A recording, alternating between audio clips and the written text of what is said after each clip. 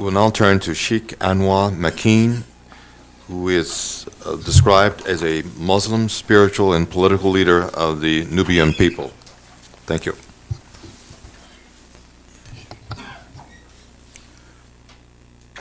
Thank you very much for coming to listen to our story.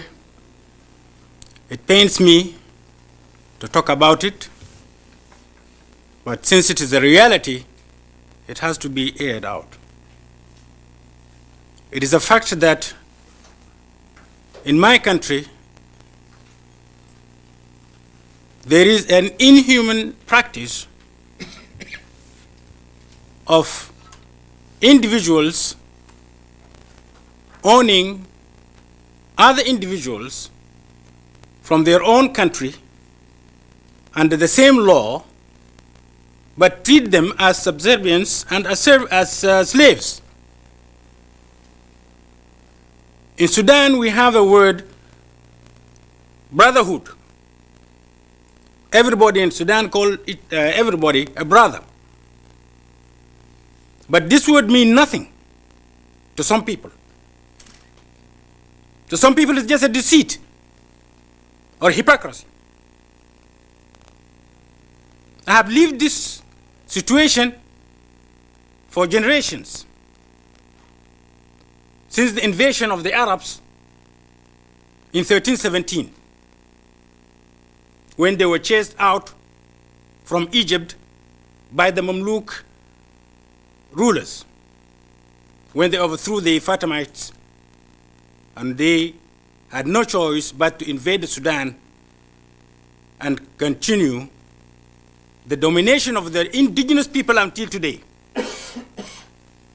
We had been oppressed, driven out from our land in the north on the Nile to remote mountainous areas where we had no life there, but hid ourselves in caves like any other animal.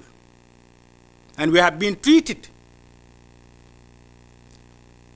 as slaves from that time. The situation in the country is a very complicated one, because when you go to Khartoum, you found that those people who have the appetite to call the indigenous people slaves, they are not white people, they are not light-skinned people, they are as black as myself. But the problem is that they had been Arabized and Islamized since the invasion. Now they identify themselves with the Arabs, even though the Arabs in their own lands don't accept them. And we tell them, why don't you put down this kind of attitude and let us build this country? But yet, it is a culture to them. It is a life to them. You take it from them, they are nobody. If you take slave, if they don't have people to serve them, they don't feel good. So the problem is not that when we talk about slavery, this is not going to stop it. Charles Gordon in 1870, in January 1870, he stopped it when he was appointed governor of Khartoum. He patrolled the areas so that the slave trades would not go on, but the Jalaba, the trade merchants, moved to the big cities and still continue to raid and go sneak into the areas and abduct children and young girls and slave them. And it is still continuing to today. In 1965, in Al Ubaid, in the town of Al Ubaid, a slave ran from their master, from a Nubian people, and he was tortured, burned in between his legs into his genitals, and he ran and he came to me. That time I was the president of the GAN movement, General Union of Nuba. So he came to me, and I demonstrated. We went out, and I was put in jail. In 1985, Sadiq al-Mahdi armed the Arab militia in Kordofan to raid the Nubians. And they did. And the enslavement continued there by force. So it is the government that is involved in enslaving other people.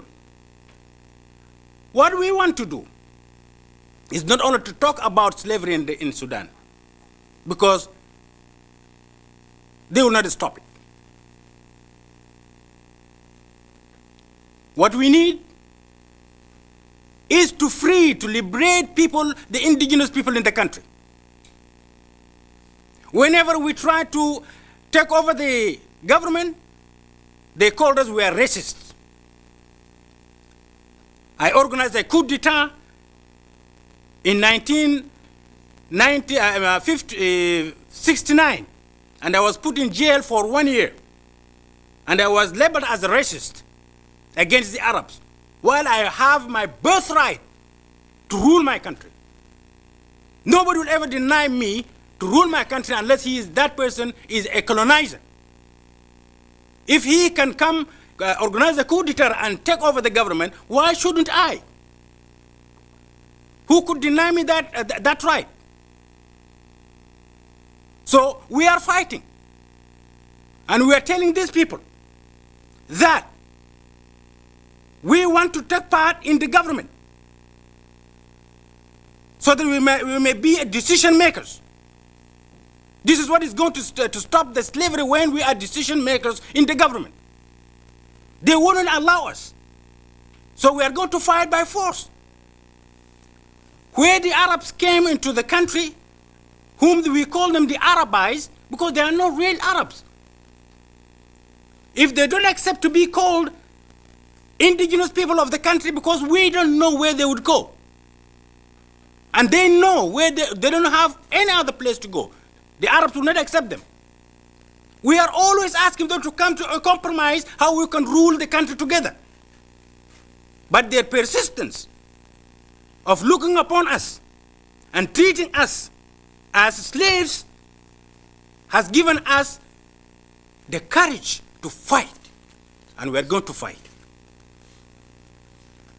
I'm glad that you are listening to the story, and I wish an action can be taken to support the indigenous people in the country. By all means.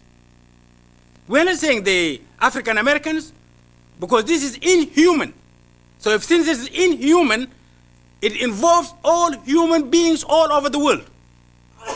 These practices, yes, it might had justification some time ago when it was a commerce. But today it has become an inhuman practice. Somebody to own another human being and to treat another human being like a slave.